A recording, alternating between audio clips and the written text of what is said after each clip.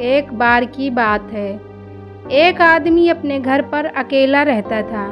वो अपने बिजनेस के काम में बिजी था और उन्हें बहुत ज़ोरों की भूख लगी, तो उसने सोचा कि क्यों ना पिज़्ज़ा ऑर्डर किया जाए। उन्होंने रात के खाने के लिए पिज़्ज़ा ऑर्डर किया। पिज़्ज़ा डिलीवरी बॉय रात के अंधेरे में उनके घर पहुंचा। वो अपनी बाइक से उतरकर पिज़्ज़ा बॉक्स को लेकर मेन दरवाजे के पास पहुंचा। डिलीवरी बॉय ने बेल बजाई। आदमी ने दरवाज़ा खोला। उसकी आंखें बहुत ही डरावनी लग रही थी। वो अपने चेहरे को काले रंग के कपड़े से बांध रखा था। डिलीवरी बॉय अजीब सी आवाज़ में बोला, मैं हूँ पिज़्ज़ा डिलीवरी वाला। उस डिलीवरी बॉय को देखकर मैं बहुत डर गया। मैं बहुत बार पिज़्ज़ा मंगवाया, लेकिन ये आदमी कुछ अजीब था।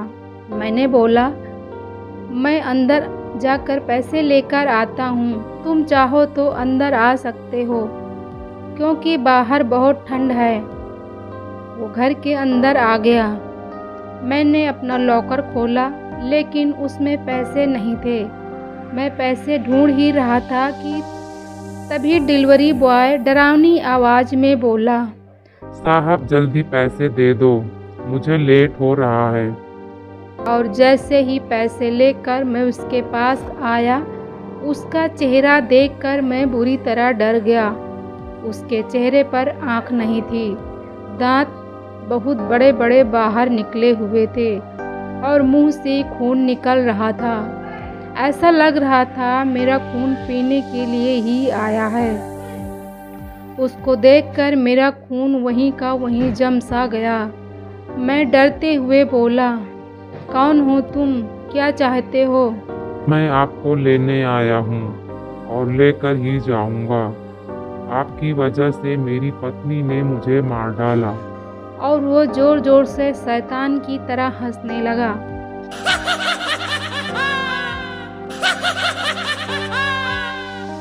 उसकी हंसी पूरे घर में गूंज रही थी। मैं कांपते हुए बाहर की तरफ भागा और अपने कांपते हुए हाथ से गाड़ी स्टार्ट की और अपनी माँ के घर पहुँच गया। माँ को सारी घटना के बारे में बताया। पहले वो मुझ पर हंसी, फिर बोली, शायद ये आपका कोई बुरा सपना है। फिर सुबह पिज़्ज़ा शॉप पर गया। वहाँ पर मैंने पूछताछ की, तब पता चला कि उस डिलीवरी बॉय की 2 दिन पहले मौत हो चुकी है। उसकी आत्मा अभी भी भटक रही है। वो अपना बदला लेना चाहती है। पुलिस ने उसकी लाश को ढूंढ निकाला।